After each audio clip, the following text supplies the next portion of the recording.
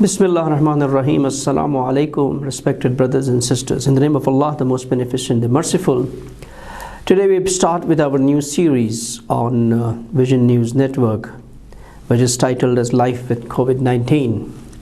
In this series, we are going to look at the issue of the existing pandemic from a little different perspective, as all of us know that this pandemic of COVID-19 has had a serious impact on our lives since last few months. Somewhere the impact has been more, somewhere it has been less. In some parts of the world it has been very, very significant. Globally, as we all are aware, that as of date around 8 million cases have been found, and the deaths have nearly gone up to 500,000, touching 500,000 almost now. This pandemic is not just a disease which only had an impact on the health of these 8 million people, but in fact it had an effect, a 360 degrees effect on the lives of almost every person in the world, varying in different parts of the world where the impact was. Most of the world, if you see, took a similar action like lockdown, social distancing and everything, but still the impact varied between different parts of the world and different countries, like developing countries and developed countries and poor countries. They all had different impact subject to the way this pandemic was managed by those nations. And unfortunately, we are still not out of it.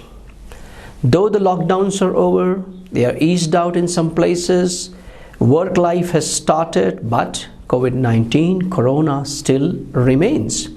The cases are dropping in some parts of the world. Some parts of the world, they are going disastrously, like Brazil, Russia, and specifically the most dangerous parts of the world where the pandemic could have a very, very serious effect is Pakistan and India. But still, and also in some parts of the world, we are expecting a second wave of coronavirus again coming up. Some analysis say that in the winter coming up might again bring a new wave. And the world today somehow believes in this slogan that we have to live with corona now.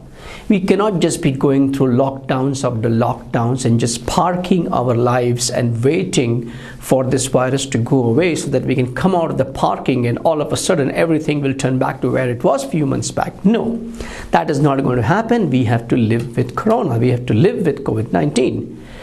In this saga which has happened over the last 3 months, we have learned some serious lessons over here. In the field of medicine, we have learned a lot of lessons. We have learned lessons in the field of management as well as mismanagement. We have seen both happening in different parts of the world. Some countries have very beautifully managed this pandemic, and some, though they were developed, have been on top of the list, like US, in mismanaging this complete pandemic. There are a few great learnings which we have got over these last few months. And if I just classify them, or I can think our top 3 learnings which we have got from this pandemic over the last few months is: 1, this virus has shown to the world, has demonstrated to the world that man is helpless against nature, which means the hand of God. The hand of God, Allah subhanahu wa ta'ala, is dominant over everyone. Man couldn't find a vaccine till today. We couldn't find the right treatment. We couldn't even find the right cause from where it has come. Whether it is man-made, whether it was genetic, whether it is something natural, it came through, and nothing. So man has been found helpless, and even today human being is helpless. They don't know the way this virus attacks, it goes, comes, what happens. Second learning which we have got is that man-made methodologies to control crisis coming on humanity has failed, like lockdowns. It has been clearly accepted by everyone that the cure was more dangerous than the disease. The lockdown has caused more damage than even the COVID-19. This shows that human being is still not socially advanced or perfect to that level to even control a virus spreading globally. You cannot save a virus, save the world from a virus, but at the same time, you are making big Hollywood movies where the world is coming under attack by aliens or something coming down from space or some natural changes, and one American superstar or a hero comes and tries to solve the entire problem and take humanity out of the crisis which is coming. So please come out now and try to handle the situation. It has been proven man couldn't do it. Third, and the most important and the positive thing which comes out from the COVID-19 is that you can control the disease. You might not be able to eliminate the virus, but you are able to control the disease with sincere management of the crisis by the states, like the basic formula: testing, isolation, treating, and prevention. And we have seen countries like Japan, Korea, China, New Zealand, and even poor countries like Tanzania has been able to manage this crisis just with sincerity of their leaders over here.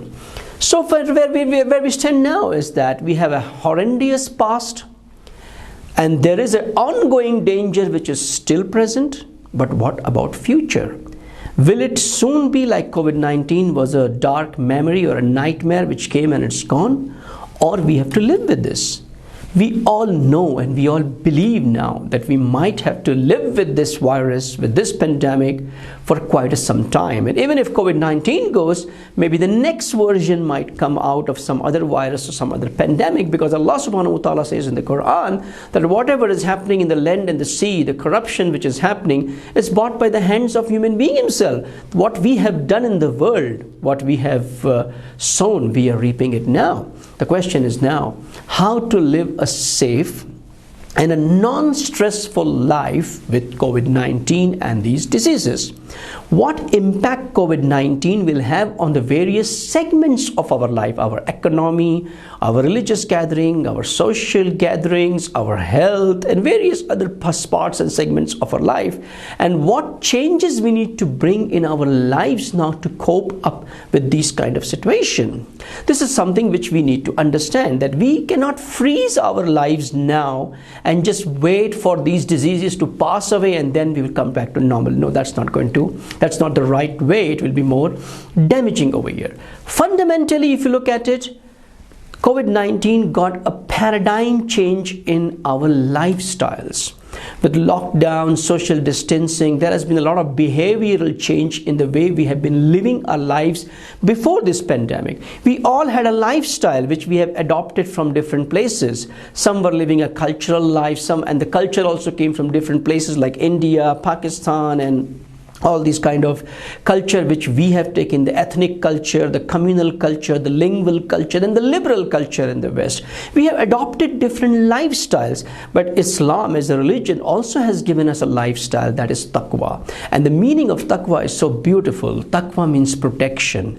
Islam wants us to live a life of a muttaqi, which means a protected lifestyle, where we are protected physically as well as spiritually from all the calamities. If we as Muslims, as 1.2 billion Muslims in the world, would have practically adapted taqwa in our life, the impact of this virus, COVID-19, would have been almost zero, if we would have really lived our life on the same lifestyle which Islam has recommended to us.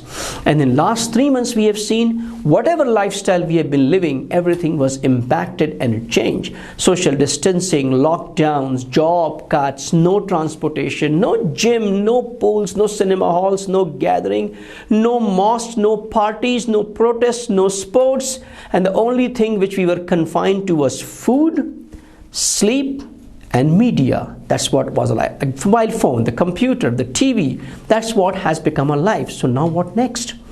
Where do we go from here? Some countries, lockdowns are eased, life is coming back to normal. But do you think that the life will be normal? In developed countries where the state has been furloughing their employees and paying money to the people, the wages, but for how long? Just for next few months. And after that, what happens? Because we all have global dependencies. The world is interweaved. You cannot say one country is rich, it can go on forever. No, people are connected to each other. The world community, the world is a global village now. Hence, in this series of our discussions, we want to look at the various impacts, the impacts which are there on the various segments of our life, and how do we cope up with this. And specifically, we are going to take some guidance from our beloved religion, Islam, over here, to understand how do we cope up in our lives as COVID-19 continues with us.